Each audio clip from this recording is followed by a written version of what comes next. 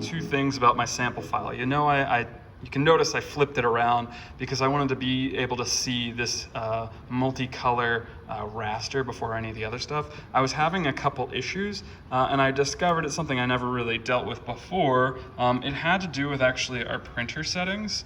And if I can get this program to operate the way I want it to, underneath of printer settings, I believe it was 1 or 2 settings that could have been going awry. Basically what was happening is when I would cut, I was getting the same raster everywhere. I wasn't getting a gradient raster, which is what we can see here on my finalized product. So if I bring this back around this way, you can see the difference between the one on the right and the one on the left. I was looking for this one. There's still some weird stuff here. That's just the material. That happens. That's life, because material is imperfect, especially when you get to wood.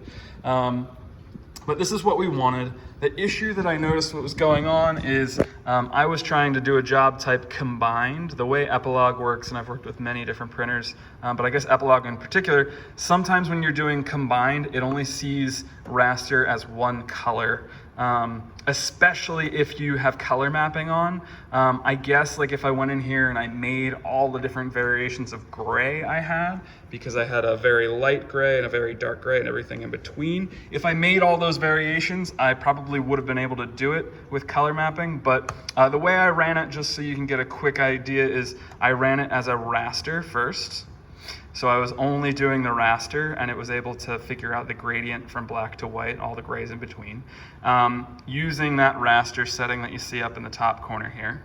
And then after that, I ran only the vectors with color mapping on, and I only had my blue and my red, so it did the engrave and then the cut. So you'll notice, like on my test sheet, I wasn't, yeah, I guess I kind of was pulling my hair out. On the test sheet, there's many tests. It's because I was having this issue with the gradient, and the way I got around it, my workaround was just to run the raster and then run the vectors. And I just didn't change the home or the origin in between. So it came out all right. That's just a brief, if you're trying to do something complex that has many grays in it, not just one, what you may need to do in order to do that. All right, take care. Thank you.